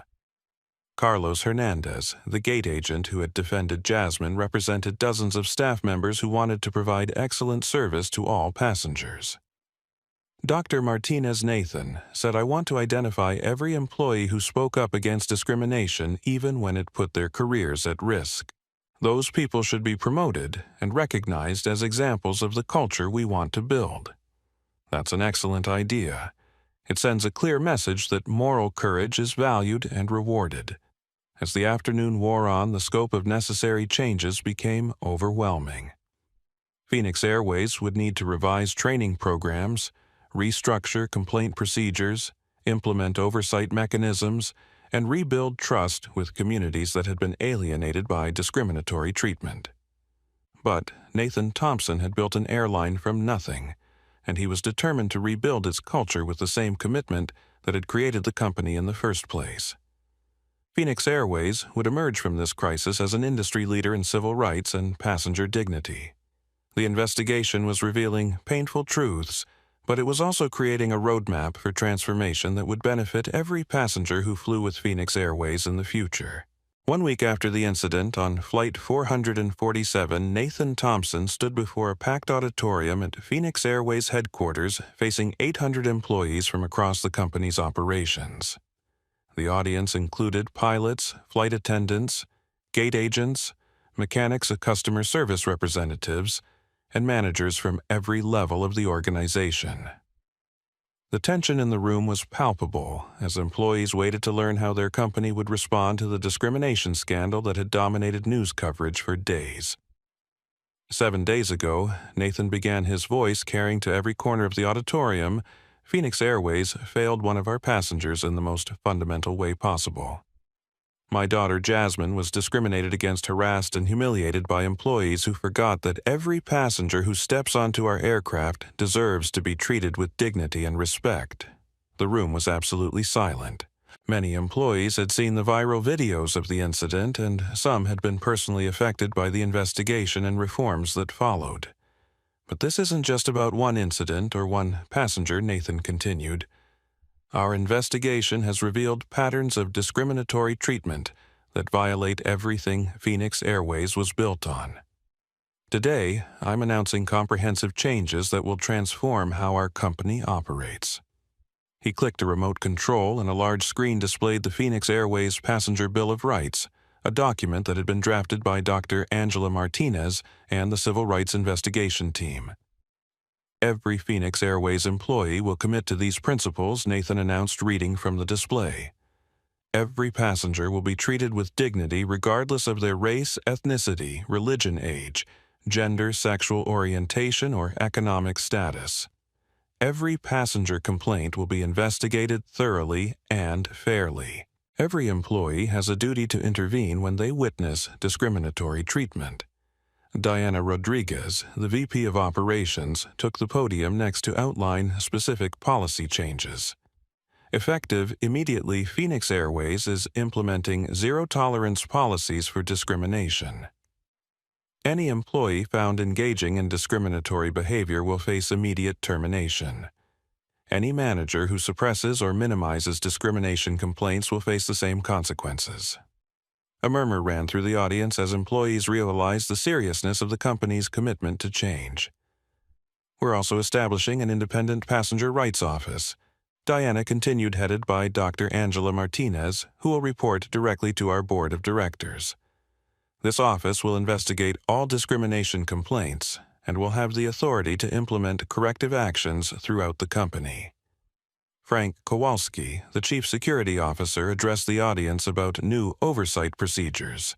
Every passenger interaction that involves questioning someone's ticket or requesting additional documentation will be automatically reviewed by our passenger rights office. Crew members will be required to provide written justification for any action that singles out individual passengers for special scrutiny. The announcement sent a clear message: the days of subjective passenger assessment were over. Flight attendants and gate agents would need objective reasons for any action that could be perceived as discriminatory. Nathan returned to the podium to address the human element of the changes. I know some of you are concerned about how these new policies will affect your ability to do your jobs effectively. Let me be clear, these changes will make you better at your jobs by giving you clear, consistent guidelines for treating all passengers fairly. He clicked to the next slide, which displayed statistics about the company's performance since implementing emergency reforms following the investigation. In the past week, since we began enforcing zero-tolerance policies, passenger satisfaction scores have increased significantly. Complaint resolution times have improved. And we've identified dozens of employees who have consistently provided excellent service to all passengers regardless of their backgrounds. Carlos Hernandez, the gate agent who had defended Jasmine Thompson during the original incident, was called to the stage. He approached the podium nervously, still processing the fact that he had been promoted to Director of Customer Experience for the Southeast region. Carlos demonstrated exactly the kind of judgment and moral courage we expect from Phoenix Airways employees, Nathan said, placing a hand on the young man's shoulder. When he saw discrimination happening, he intervened to protect a passenger's rights. That's the standard we want every employee to meet. The promotion sent a powerful message to the assembled employees. Speaking up against discrimination wouldn't hurt their careers. It would advance them. Dr. Martinez took the podium to outline the new training programs that would be mandatory for all customer-facing employees. Traditional diversity training focuses on what you can't do, she explained. Our new program focuses on what you should do. You'll learn to recognize unconscious bias, practice de-escalation techniques, and develop skills for providing excellent service to passengers from all backgrounds. The training would be hands-on, scenario-based, and regularly updated based on real incidents and passenger feedback. Employees would be required to complete annual recertification, and their performance in bias-free customer service would be included in their annual reviews. Maria Santos, the gate supervisor who had tried to intervene during Jasmine's harassment, was promoted to Regional Customer Experience Director. As she addressed the audience, her voice carried the authority of someone who had earned her position by doing the right thing under pressure. I've worked for Phoenix Airways for 12 years, Maria said, and I've seen how easy it is for small prejudices to become big problems if nobody speaks up. The new policies give us permission to do what many of us wanted to do all along: treat every passenger like a valued customer. Nathan concluded the employee meeting with a personal commitment that would become central to Phoenix Airways' transformation. I'm establishing a $50 million fund to compensate passengers who were discriminated against in the past and to support civil rights organizations working to eliminate bias in the travel industry. This isn't about avoiding legal liability. It's about acknowledging the harm we've caused and working to repair it. The announcement was met with sustained applause from employees who understood that their company was choosing accountability over damage control. After the employee meeting, Nathan held a press conference that was broadcast live on multiple news networks. Reporters from across the country had gathered to hear how Phoenix Airways would respond to the discrimination scandal that had sparked national conversations about airline passenger treatment. Phoenix Airways takes full responsibility for the discriminatory treatment passengers have experienced, Nathan told the assembled media. We're not going to minimize these incidents or make excuses for them. Instead, we're implementing the most comprehensive anti-discrimination program in the airline industry. When asked about the financial impact of the reforms, Nathan was direct. Discrimination is expensive. It costs us passengers, it costs us reputation, and it costs us our values. The investment we're making in bias-free customer service will pay for itself through improved customer loyalty and operational efficiency. A reporter from the Washington Post asked about federal oversight of the airline industry.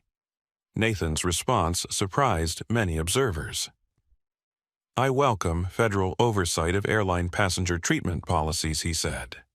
Phoenix Airways will share our training materials and oversight procedures with any airline that wants to implement similar programs. Eliminating discrimination benefits the entire industry, not just our company.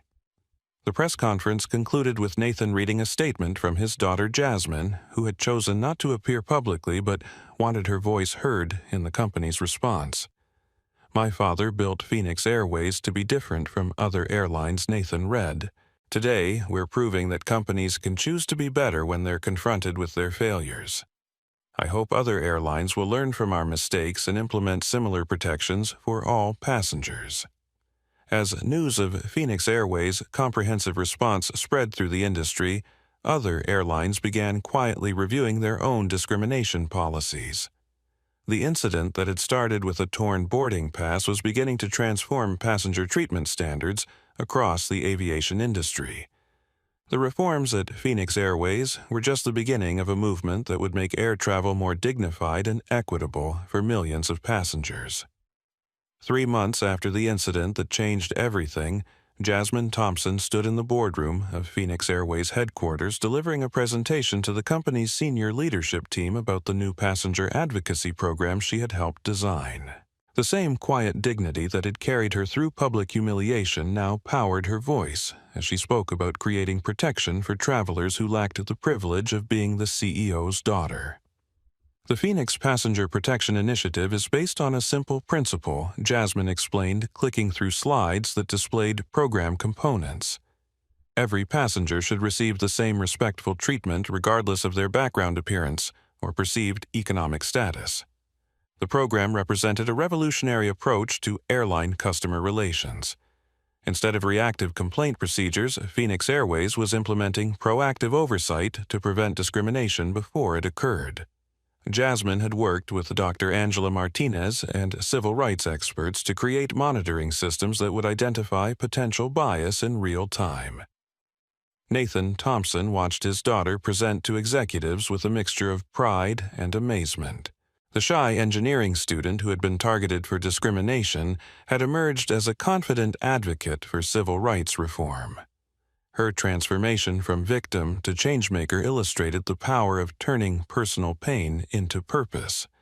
The mobile app component allows passengers to report discrimination immediately.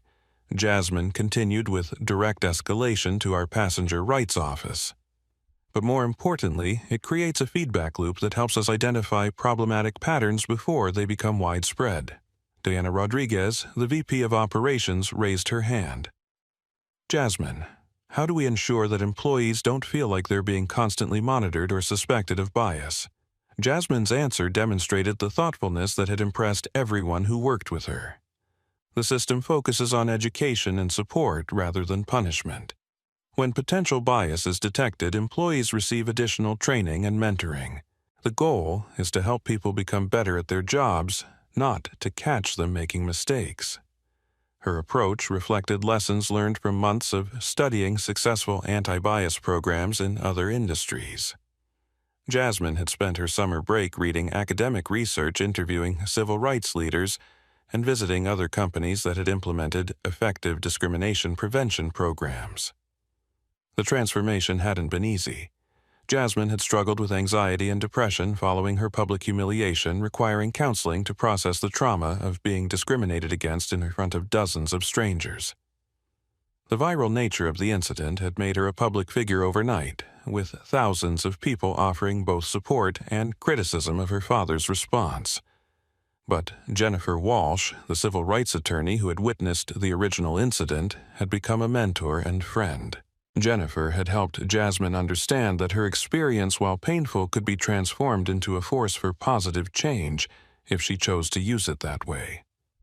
The scholarship component of the initiative is particularly important, Jasmine explained, advancing to the next slide. We're providing full college scholarships to 50 minority students each year who want to pursue careers in aviation or hospitality. The goal is to increase diversity in leadership positions throughout the travel industry. The scholarship program had been Jasmine's idea, born from her recognition that lasting change required diverse voices in positions of power. Too many airlines and hotels were led by people who had never experienced discrimination and therefore couldn't effectively prevent it. Frank Kowalski, the chief security officer, asked about implementation challenges. How do we scale these programs across our entire operation without creating bureaucratic obstacles to normal customer service? We've designed the system to integrate with existing workflows. Jasmine replied confidently. Employee training includes bias awareness as part of standard customer service protocols. The monitoring systems provide real-time feedback that actually helps employees provide better service to all passengers. After the presentation, Nathan invited Jasmine to join him in his office for a private conversation. As CEO, he was immensely proud of the program his daughter had helped create. As a father, he was even prouder of the strength and character she had demonstrated in transforming her painful experience into something that would help others. "How are you really doing with all this?" Nathan asked, settling into the chair across from his daughter's. "Better than I expected," Jasmine replied honestly. "The first few weeks were really hard. Seeing my face on the news, reading comments from people who either thought I was lying or thought you went too easy on the employees involved. But working on this program has helped me understand that what happened to me happens to people every day, and most of them don't have any recourse." Nathan nodded. "I'm proud of how you've channeled your experience into advocacy for other passengers. I kept thinking about something Miss Walsh said during the incident. She pointed out that I shouldn't have had to endure that treatment just because I'm not your daughter." That made me realize that our response needed to protect all passengers, not just ones who have connections. Jasmine's insight had been crucial to developing effective reforms. Many companies implementing anti-discrimination measures focused on high-profile cases while ignoring routine mistreatment of ordinary customers. The Phoenix Passenger Protection Initiative was designed to protect everyone equally. "Have you thought about what you want to do after graduation?" Nathan asked. Jasmine smiled. "Actually, yes. I want to continue working in civil rights advocacy, but I also want to finish my aerospace engineering degree. I think there's value in understanding both the technical and social aspects of the aviation industry." Her plan reflected a sophisticated understanding of how change happened in complex organizations. Technical competence combined with moral authority created a powerful platform for advocacy that could withstand challenges from industry insiders who might dismiss purely activist approaches. "Dr. Martinez has offered me a position with the Passenger Rights Office." After graduation, Jasmine continued. "I could work there while completing a master's degree in public policy. The goal would be to become an expert in both aviation operations and civil rights law." Nathan felt a surge of admiration for his daughter's vision. She was planning a career that would position her to influence industry standards far beyond Phoenix Airways. "There's something else I want to discuss with you," Jasmine said, her tone becoming more serious. "I've been approached by civil rights organizations and other airlines who want to implement similar programs. I think there's an opportunity to create industry-wide standards for passenger treatment." The idea represented an expansion of impact that could transform air travel for millions of passengers. If Jasmine could help other airlines implement effective anti-discrimination programs, the incident that had started with her humiliation could ultimately benefit travelers across the entire industry. "What would that look like?" Nathan asked. "A certification program for airlines that meet certain standards for bias-free customer service. Passengers could choose carriers based on their commitment to equal treatment. Market forces would incentivize other airlines to improve their practices." Jasmine's proposal demonstrated the strategic thinking that had impressed everyone who worked with her. Rather than relying solely on government regulation or public pressure, she was envisioning market-based solutions that would make good passenger treatment profitable. "I want to support that initiative however I can," Nathan said. "Phoenix Airways can provide resources and share our training materials with any airline willing to implement similar programs." As they concluded their conversation, Jasmine reflected on how much her life had changed since that morning when she boarded Flight 447, expecting a routine trip home for her father's birthday. The discrimination she had experienced had been painful and traumatic, but it had also revealed strengths she didn't know she possessed. More importantly, it had shown her a purpose that extended far beyond her original career plans. Jasmine Thompson was no longer just an aerospace engineering student. She was becoming a civil rights advocate whose work would protect future generations of travelers from the discrimination she had endured. The transformation was just beginning. 1 year after the incident that had shocked the aviation industry, Samantha Rodriguez stood behind the customer service counter at an airport convenience store watching Phoenix Airways passengers board flights at Gate A-12 through the terminal's floor-to-ceiling windows. The irony wasn't lost on her that she now worked within sight of the gate where she had destroyed her career and humiliated an innocent passenger. The job paid minimum wage and offered no benefits, a dramatic fall from her position as senior flight attendant, earning $65,000 annually plus travel privileges. But more painful than the financial hardship was the daily reminder of her spectacular failure as a human being. The viral video of her tearing up Jasmine Thompson's boarding pass had been viewed over 15 million times across various social media platforms.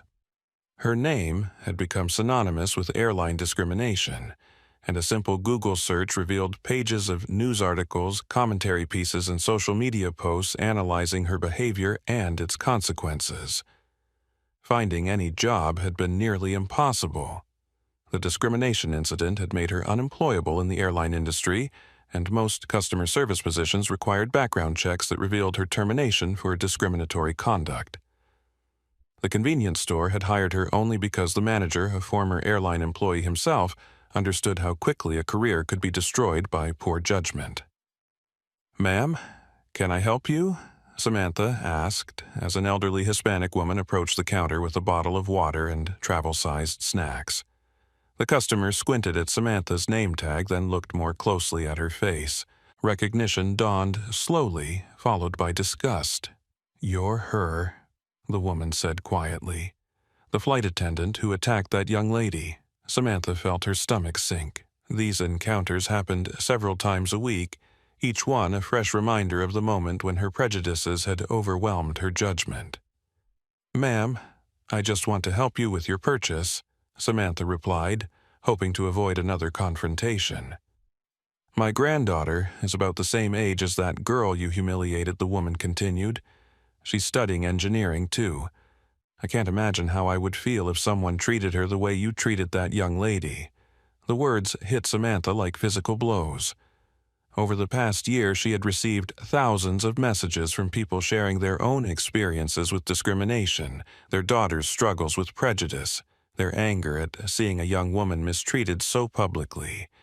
"I'm sorry," Samantha whispered, unable to meet the woman's eyes. The customer shook her head sadly and walked away without making her purchase, leaving Samantha alone with her guilt and the constant awareness of how many lives her actions had touched. Meanwhile, Captain James Sullivan was conducting his first flight review class at a regional aviation academy in Florida, teaching young pilots about professional ethics and decision-making under pressure. His aviation career had ended in disgrace, but he had found a new purpose in educating future pilots about the importance of moral courage in leadership positions. "Who can tell me about the most important quality for a commercial airline captain?" Sullivan asked his class of 24 students. A young woman in the front row raised her hand. "Technical competence in aircraft operations." "That's important," Sullivan replied, "but not the most important." Anyone else, a Latino student in the middle row, offered ability to make quick decisions under stress. Sullivan nodded. "Also crucial, but still not the most important quality." He walked to the whiteboard and wrote a single word: integrity. "The most important quality for any captain is moral integrity," Sullivan explained. "Technical skills can be taught. Decision-making can be developed through training. But integrity is a character trait that determines whether you'll use your authority to protect people or to harm them." Sullivan's classes always included case studies of ethical failures in aviation, including his own. He had discovered that sharing his personal story of moral failure made him a more effective teacher than any academic textbook could. "I want to tell you about the worst decision I made in 20 years of commercial aviation." He continued, knowing that this moment always made students uncomfortable but ultimately made them better pilots. He described the incident on Flight 447 in detail, explaining how his failure to examine evidence personally had led to supporting discriminatory treatment of an innocent passenger. Students shifted uncomfortably as he recounted his role in humiliating Jasmine Thompson. "I lost my career because I chose to trust prejudice instead of examining facts," Sullivan concluded. "I backed up a crew member who was discriminating against a passenger because it was easier than doing my own investigation. That decision destroyed my life and hurt an innocent person who deserved protection, not persecution." The classroom was absolutely silent as students absorbed the lesson. Several were taking notes, understanding that they were learning from someone who had experienced the consequences of ethical failure firsthand. "The authority you'll have as commercial pilots is significant," Sullivan continued. "Passengers trust you with their safety, their dignity, and their lives. How you use that authority will determine not just your career success, but your character as human beings." After class, a young African-American woman approached Sullivan with a question that had obviously been weighing on her mind. "Captain Sullivan, how do I make sure I don't make the same mistakes you made when I become a pilot?" The question struck at the heart of Sullivan's teaching mission. Always examine evidence personally instead of accepting other people's judgments. Always consider whether your decisions protect people or put them at risk. And always remember that your passengers are human beings who deserve dignity regardless of how they look or how much money they have. The student nodded thoughtfully. Have you ever talked to the young woman who was discriminated against on your flight? Sullivan's expression grew sad. I wrote her a letter apologizing for my role in her mistreatment, but I never sent it. I decided that my apology would be more about making myself feel better than about helping her heal from the trauma I helped cause. Instead of sending personal apologies that might seem self-serving, Sullivan had chosen to dedicate his remaining career to teaching others about the importance of moral courage in aviation leadership. It was his way of honoring the dignity of the young woman he had failed to protect. The ripple effects of the Flight 447 incident had spread far beyond Phoenix Airways. The Federal Aviation Administration had implemented new passenger rights regulations requiring all airlines to establish independent discrimination oversight offices. The Department of Transportation was conducting a comprehensive review of bias in airline customer service practices. Other airlines had quietly begun implementing their own versions of Phoenix Airways' anti-discrimination training programs, recognizing that public sympathy for discriminated passengers could destroy reputations and cost millions in lost revenue. The incident had also sparked congressional hearings on discrimination in the travel industry, leading to proposed legislation that would establish federal standards for equal treatment of airline passengers. But perhaps the most significant long-term consequence was cultural. The viral nature of Jasmine Thompson's experience had made discrimination more visible and therefore more costly for companies that failed to address it. Passengers were increasingly aware of their rights and more willing to document and share instances of biased treatment. The torn boarding pass that had started everything had become a symbol of how individual acts of courage could spark broad social change. Jasmine Thompson's refusal to accept injustice had created a movement that was making air travel more equitable for millions of passengers. The transformation continued to spread one flight at a time. 1 year after the incident that had shocked the aviation industry, Jasmine Thompson walked through the familiar corridors of Miami International Airport. But this time, her steps carried the confidence of someone who had transformed personal trauma into a force for positive change. She was returning to Gate A12, not as a victim, but as the newly appointed Director of Passenger Equity for Phoenix Airways, a position created specifically to institutionalize the reforms that had emerged from her experience. The terminal looked the same, but everything else had changed. Prominent displays throughout the airport showcased Phoenix Airways' passenger Bill of Rights in multiple languages. Customer service representatives wore pins indicating they had completed advanced bias awareness training. Digital monitors displayed real-time passenger satisfaction scores that included specific metrics for equal treatment across different demographic groups. As Jasmine approached Gate A12, she noticed Maria Santos, the gate supervisor who had tried to intervene during the original incident, coordinating with a diverse team of customer service agents. Maria looked up and smiled warmly as she recognized Jasmine. "Miss Thompson, welcome back. How does it feel to return to the scene of the crime?" Jasmine laughed, appreciating Maria's direct humor. "It feels like coming full circle, actually. A year ago, I was just trying to get home to see my father. Today, I'm here to make sure no other passenger goes through what I experienced." Maria nodded toward the boarding area where passengers were preparing for departure on Flight 447's current iteration, now staffed by crew members who had completed Phoenix Airways' comprehensive anti-bias training program. The difference is remarkable. Our passenger satisfaction scores for this gate are now among the highest in the Phoenix Airways system. As if summoned by their conversation, Angela Martinez, a young Latina flight attendant who had been hired as part of Phoenix Airways' diversity recruitment initiative, approached with a warm smile. "Miss Thompson, I wanted to introduce myself. I'm Angela, and I'll be working this flight. I just finished reading your case study in our training program. Your courage in standing up to discrimination has inspired all of us to be better advocates for passenger dignity." Jasmine felt a surge of emotion at the young woman's words. The training program that now included her experience as a teaching tool had been painful to develop, requiring her to relive traumatic moments in service of preventing similar incidents. But hearing how it had influenced real employees made the process worthwhile. Angela, thank you for saying that. More importantly, thank you for choosing to work for an airline that's committed to treating every passenger with respect. As they spoke, Jasmine noticed an elderly African-American man in the boarding area who seemed confused about his gate assignment. He was well-dressed but appeared uncertain about the boarding process, glancing around nervously at the bustling activity. Without hesitation, Angela excused herself and approached the gentleman with genuine concern. "Sir, can I help you find your gate or answer any questions about your flight?" The man smiled with relief. "Thank you, young lady. I don't fly very often, and I'm worried about missing my connection in Atlanta." Angela spent several minutes reviewing his itinerary, explaining the connection process and ensuring he felt confident about his travel plans. Her patient, respectful attention demonstrated exactly the kind of customer service that Phoenix Airways was working to institutionalize. Jasmine watched the interaction with satisfaction, knowing that the training programs she had helped develop were creating these positive experiences for passengers every day.